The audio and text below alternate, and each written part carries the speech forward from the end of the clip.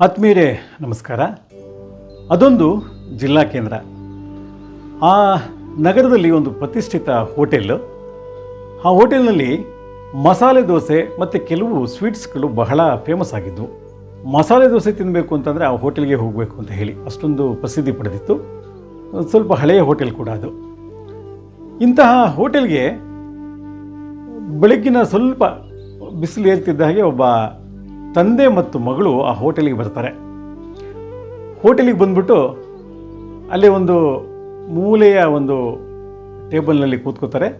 ಮಗಳಿಗೆ ಈ ಹೋಟೆಲ್ನಲ್ಲಿ ದೋಸೆ ಕೊಡಿಸ್ಬೇಕು, ಅಂದರೆ ಮಸಾಲೆ ದೋಸೆ ಕೊಡಿಸ್ಬೇಕು ಅಂತ ಹೇಳಿ ತಂದೆ ಕರ್ಕೊಂಡು ಬಂದಿರ್ತಾರೆ. ಅಲ್ಲಿಗೆ ಒಬ್ಬ ಮಧ್ಯವಯಸ್ಕ ವೆಯ್ಟರ್ ಬಂದ್ಬಿಟ್ಟು, ಸರ್ ಏನು ಕೊಡಲಿ ಅಂತ ಕೇಳ್ತಾರೆ. ಅದಕ್ಕೆ ಆ ತಂದೆ ಹೇಳ್ತಾರೆ, ನನ್ನ ಮಗಳಿಗೆ ನಿಮ್ಮ ಹೋಟೆಲ್ನ ಮಸಾಲೆ ದೋಸೆ ಕೊಡಪ್ಪ ಅಂತ ಹೇಳ್ತಾರೆ. ಸರ್ ನಿಮಗೆ ಅಂತ ಕೇಳ್ತಾರೆ ವೆಯ್ಟರ್.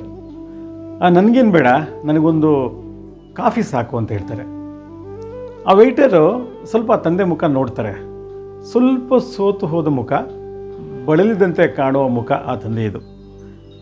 ಅದಕ್ಕೆ ಆ ವೆಯ್ಟರ್ ಹೇಳ್ತಾರೆ, ಇಲ್ಲ ಸರ್, ನೀವು ನಮ್ಮ ಹೋಟೆಲ್ನಲ್ಲಿ ನಿಮಗೆ ಗೊತ್ತಿದೆ ಇಲ್ಲಿ ಮಸಾಲೆ ದೋಸೆ ಬಹಳ ಫೇಮಸ್ಸು, ನೀವು ಕೂಡ ಮಸಾಲೆ ದೋಸೆ ತಿನ್ನಿ ಅಂತೇಳಿ. ಅವರು ವೆಯ್ಟರ್ ನೋಡಿ ಹೇಳ್ತಾರೆ, ಬೇಡಪ್ಪ, ನನಗೆ ಕಾಫಿ ಸಾಕು, ನನ್ನ ಮಗಳಿಗೆ ಮಸಾಲೆ ದೋಸೆ ಕೊಡಪ್ಪ. ಆ ವೆಯ್ಟರು ಆ ವ್ಯಕ್ತಿಯ ಮಗಳ ಮುಖ ನೋಡ್ತಾರೆ, ಎಲ್ಲೂ ನೋಡ್ದಾಗಿದೆ ಅನಿಸುತ್ತೆ. ತಂದೆ ಕೇಳ್ತಾರೆ, ಸರ್ ಏನು ವಿಶೇಷ ಸರ್, ಮಗಳಿಗೆ ದೋಸೆ ಕೊಡಿಸ್ತಾ ಇದ್ದೀರಿ, ಹೀಗೆಲ್ಲ ಕೇಳ್ತೀನಿ, ದಯವಿಟ್ಟು ಬೇಜಾರು ಮಾಡ್ಕೋಬೇಡಿ, ಸುಮ್ಮನೆ ಕುತೂಹಲ ಕೇಳ್ತಾ ಇದ್ದೀನಿ ಅಂತ ಹೇಳಿ. ಅದಕ್ಕೆ ತಂದೆ ಹೇಳ್ತಾರೆ, ನೋಡಪ್ಪ, ಮೊನ್ನೆ SSLC ರಿಸಲ್ಟ್ ಬಂದಿದೆ, ನಾನು ನನ್ನ ಮಗಳಿಗೆ ಹೇಳಿದ್ದೆ, ಮಗಳೇ ನೀನು ಒಳ್ಳೆಯ ಮಾರ್ಕ್ಸ್ ತೊಗೊಂಡ್ರೆ SSLCಯಲ್ಲಿ ನಿನಗೆ ನಾನು ಈ ಹೋಟೆಲ್ನಲ್ಲಿ ಮಸಾಲೆ ದೋಸೆ ಕೊಡಿಸ್ತೀನಿ ಅಂತ ಹೇಳಿದ್ದೆ, ಹಾಗೆ ಕರ್ಕೊಂಡು ಬಂದಿದ್ದೀನಿ ಅಂತ ಹೇಳಿ. ಆಗ ವೆಯ್ಟರ್ಗೆ ಹಿಂದಿನ ದಿನದ ಪೇಪರ್ನಲ್ಲಿ ಈ ಹುಡುಗಿ ಫೋಟೋ ಬಂದಿರುತ್ತೆ. ಅಂದರೆ ಈ ಹುಡುಗಿ SSLCಯಲ್ಲಿ ರಾಜ್ಯಕ್ಕೆ ಪ್ರಥಮ ರ್ಯಾಂಕ್ ಬಂದಿರೋ ಹುಡುಗಿ ಆಗಿರ್ತಾಳೆ. ವೆಯ್ಟರ್ಗೆ ತುಂಬ ಖುಷಿಯಾಗ್ಬಿಡುತ್ತೆ. ವೆಯ್ಟರ್ಗೆ ಅನಿಸುತ್ತೆ, ಪಾಪ ತಂದೆ ಬರೀ ಕಾಫಿ ಕುಡಿತಾ ಇದ್ದಾರೆ, ಮಗಳಿಗೆ ಕೊಡಿಸ್ತೀನಿ ಅಂತ ಬಂದಿದ್ದಾರೆ, ನನ್ನ ಒಂದು ಸ್ವಂತ ಕಷ್ಟದಿಂದ ಈ ತಂದೆಗೆ ದೋಸೆ ಕೊಡಿಸೋಣ ಅಂತ ಹೇಳಿ. ಆ ವೆಯ್ಟರು ಹೋಟೆಲ್ ಮಾಲೀಕರ ಹತ್ರ ಹೋಗಿ ಹೇಳ್ತಾರೆ, ನೋಡಿ ಅಲ್ಲಿ ಆ ಮೂಲೆಯಲ್ಲಿ ಕೂತಿರಲ್ಲ ತಂದೆ ಮಗಳು ರಾಜ್ಯಕ್ಕೆ ಮೊದಲನೇ ಸ್ಥಾನ ಬಂದಿದ್ದಾಳೆ SSLCಯಲ್ಲಿ, ಈ ಹೋಟೆಲ್ನಲ್ಲಿ ದೋಸೆ ಕೊಡ್ಸೋಕೆ ಬಂದಿದ್ದಾರೆ, ಬಹುಶಃ ಅವ್ರಿಗೆ ಸ್ವಲ್ಪ ಹಣಕಾಸಿನ ತೊಂದರೆ ಅಂತ ಅನಿಸುತ್ತೆ. ಸರ್, ಒಂದು ಕೆಲಸ ಮಾಡಿ, ಆ ತಂದೆಗೂ ನನ್ನ ಖರ್ಚಿನಿಂದ ದೋಸೆ ಕೊಡಿಸ್ಬೇಕು ಅನಿಸುತ್ತೆ, ಅವರಿಬ್ಬರ ಖರ್ಚನ್ನು ನಾನು ವಹಿಸ್ಕೊಳ್ತೀನಿ, ಅವರಿಗೆ ದೋಸೆ ಕೊಡೋಣ ಅಂತ ಹೇಳ್ತಾರೆ. ಆ ಹೋಟೆಲ್ ಮಾಲೀಕರು ವೆಯ್ಟರ್ ಮುಖವನ್ನೇ ನೋಡ್ತಾರೆ.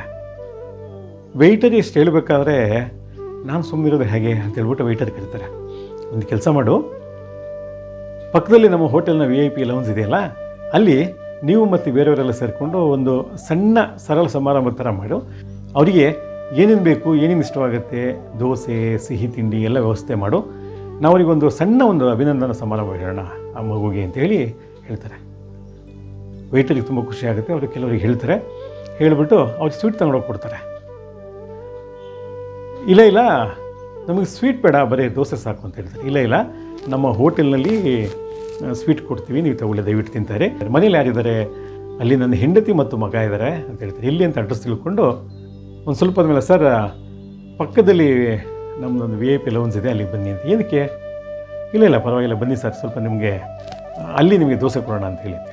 ತಂದೆ ಮತ್ತು ಮಗಳು ಪಕ್ಕದ ಒಂದು VIP ಲೌಂಜಿಗೆ ಅವರಿಗೆ ಸೇರಿದ್ದು, ಆ ಹೋಟೆಲ್ಗೆ ಸೇರಿದ ಪಕ್ಕದ VIP ಲೌಂಜಿಗೆ ಬರ್ತಾರೆ. ಅಲ್ಲಿ ತುಂಬ ಚೆನ್ನಾಗಿ ಅಲಂಕಾರ ಮಾಡಿರ್ತಾರೆ, ಬಲೂನೆಲ್ಲ ಹಾಕ್ಬಿಟ್ಟು, ಕೆಲವು ಹೂವನ್ನೆಲ್ಲ ಅಲಂಕಾರ ಮಾಡಿ ಒಂದು ಸಣ್ಣ ವೇದಿಕೆ, ಅಲ್ಲಿ ಹೋಗಿ ಇವ್ರು ಕೂತ್ಕೋತಾರೆ. ಮತ್ತು ಆ ಹೋಟೆಲಿಗೆ ಬಂದವರನ್ನೆಲ್ಲ ಅಲ್ಲಿ ಕರೀತಾರೆ.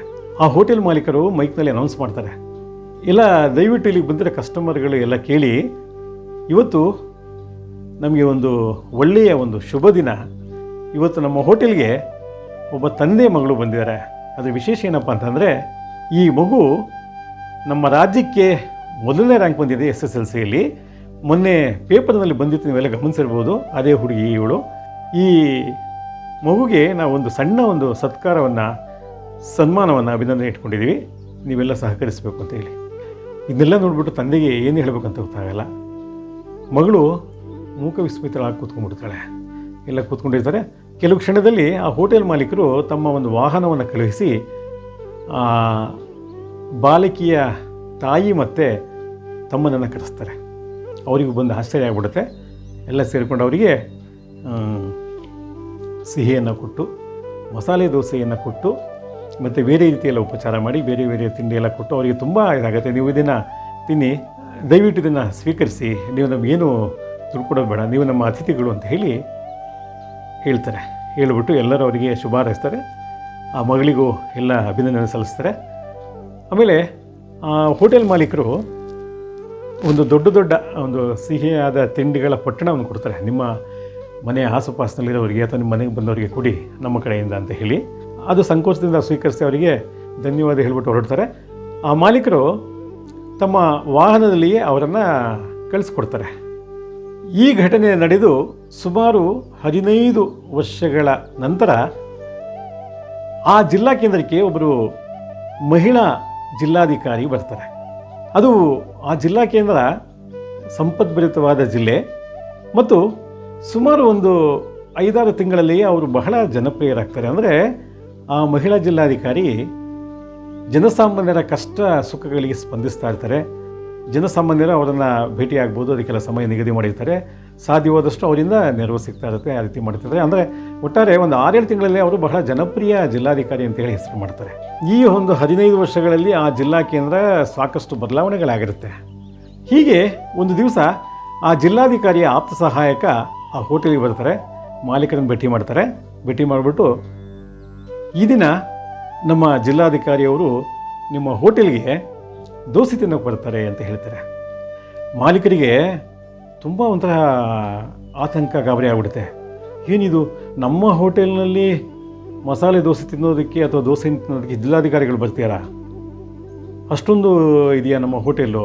ನಮ್ಮ ಹೋಟೆಲ್ ಫೇಮಸ್ ಅನ್ನೋದು ಗೊತ್ತು, ಆದರೆ ಜಿಲ್ಲಾಧಿಕಾರಿಗಳು ಬರ್ತಿದ್ದಾರೆ ಅಂತಂದರೆ ಸರಿ ಸ್ವಾಮಿ ಬರೋಕೆ ಹೇಳಿ ಅಂತ ಹೇಳ್ತಾರೆ.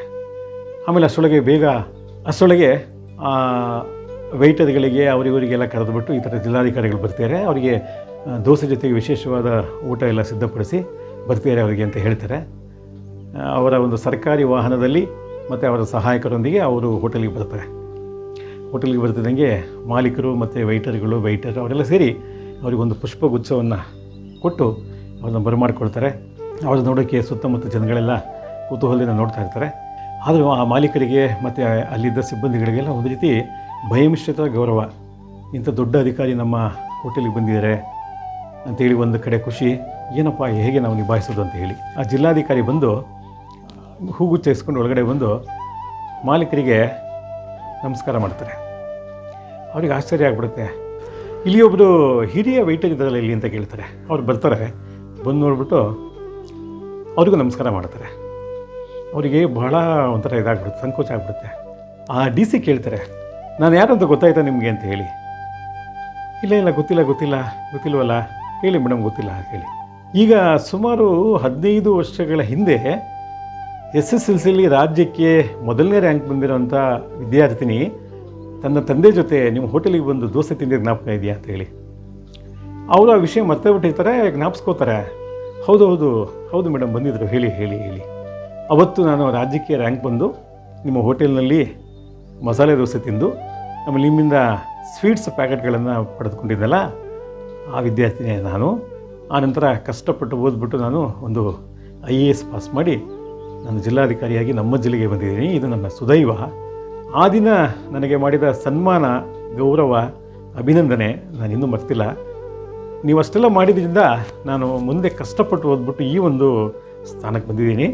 ಹಾಗಾಗಿ ನಿಮಗೆ ಒಂದು ಕೃತಜ್ಞತೆ ಸಲ್ಲಿಸೋಣ ಅಂತ ಹೇಳಿ ನಾನು ನಿಮ್ಮ ಹೋಟೆಲಿಗೆ ಬಂದಿದ್ದೀನಿ ಅಂತೇಳಿ. ಈ IAS ಅಧಿಕಾರಿ ಬಗ್ಗೆ ಅವ್ರು ಕೇಳಿರ್ತಾರೆ, ಜಿಲ್ಲಾಧಿಕಾರಿ ಬಗ್ಗೆ ಕೇಳಿರ್ತಾರೆ. ಬಟ್ ಅದೇ ಹುಡುಗಿ ಈ ಜಿಲ್ಲಾಧಿಕಾರಿ ಅಂತ ಅವ್ರಿಗೆ ಗೊತ್ತಿರಲ್ಲ. ಅವ್ರಿಗೆ ತುಂಬ ಖುಷಿ ಆಗಿಬಿಡುತ್ತೆ. ಪಕ್ಕದ ಬಂದು ಎಲ್ಲರನ್ನೂ ಪುನಃ ಪಕ್ಕದ VIP ಲೌಂಜ್ ಅಂದರೆ ಒಂದು ಸಣ್ಣ ಪಾರ್ಟಿ ಹಾಲ್ ಏನಿತ್ತು ಅಲ್ಲಿ ಕರ್ಕೊಂಡು ಹೋಗ್ಬಿಟ್ಟು ಅವರೆಲ್ಲರಿಗೂ ಆ ಹೋಟೆಲ್ನ ಮಾಲೀಕರು ಮತ್ತು ಸಿಬ್ಬಂದಿ ತುಂಬ ಸಂತೋಷದಿಂದ ಖುಷಿಯಿಂದ ಅವರಿಗೆ ಮಸಾಲೆ ದೋಸೆ ಮತ್ತು ಬೇರೆ ಬೇರೆ ತಿಂಡಿಗಳನ್ನು, ಬೇರೆ ಬೇರೆ ಖಾದ್ಯಗಳನ್ನು ಬಡಿಸಿ ಸಂತೋಷ ಪಡ್ತಾರೆ. ಆ ಜಿಲ್ಲಾಧಿಕಾರಿ ಅವರಿಗೆ ಪುನಃ ನಮಸ್ಕಾರ ಮಾಡಿ, ನೀವು ಅವತ್ತು ಮಾಡಿದ ಒಂದು ಸಹಾಯ, ಸನ್ಮಾನ ನನಗೆ ಈ ಮಟ್ಟಕ್ಕೆ ಬಂದಿದೆ ಅಂತ ಹೇಳಿ ಅವರು ನಮಸ್ಕಾರ ಮಾಡಿ ಪುನಃ ಹೊರಟೋಗ್ತಾರೆ. ಯಾವುದೋ ಸಂದರ್ಭದಲ್ಲಿ ನಮಗೆ ಯಾರಿಂದನೋ ಸಹಾಯ ಸಿಗುತ್ತೆ. ಅದು ದೇವರ ರೂಪದಲ್ಲಿ ಸಿಗಬಹುದು ಅಥವಾ ಒಂದು ಮನುಷ್ಯನ ರೂಪದಲ್ಲಿ ಸಿಗಬಹುದು. ಒಂದಲ್ಲ ಒಂದು ರೀತಿ ಸಹಾಯ ನಮಗೆ ಸಿಗುತ್ತೆ. ಬಟ್ ಆ ಸಹಾಯ ಸಣ್ಣದಾಗಲಿ ದೊಡ್ಡದಾಗಲಿ ನಾವು ಬಹಳ ಕಾಲದವರೆಗೆ ಅದನ್ನು ನೆನಪಲ್ಲಿ ಇಟ್ಕೋಬೇಕು. ಏಕೆಂದರೆ ಯಾವ ಸಂದರ್ಭದಲ್ಲಿ ಯಾರು ಸಹಾಯ ಮಾಡ್ತಾರೆ ಅಂತ ಹೇಳಿ ನಮ್ಗೆ ಗೊತ್ತಿರಲ್ಲ. ನಮಗೇನು ಒಂದು ಸಂಕಷ್ಟ ಬರುತ್ತೆ, ಆ ಸಂದರ್ಭದಲ್ಲಿ ಯಾರು ಸಹಾಯ ಮಾಡ್ತಾರೆ ಅವರನ್ನು ನಾವು ಸದಾ ನೆನೆಯಬೇಕು ಅಂತ ಹೇಳಿ ಈ ಪ್ರಸಂಗವನ್ನು ಹೇಳ್ತಾ ಈ ಸಂಚಿಕೆಯನ್ನು ಮುಗಿಸ್ತಾ ಇದ್ದೀನಿ. ಈ ಸಂಚಿಕೆ ಬಗ್ಗೆ ನಿಮಗೆ ಏನನ್ನಿಸ್ತು ದಯವಿಟ್ಟು ಕಮೆಂಟ್ ಮಾಡಿ, ಹಾಗೆಯೇ ಲೈಕ್ ಮಾಡಿ, ಶೇರ್ ಮಾಡಿ.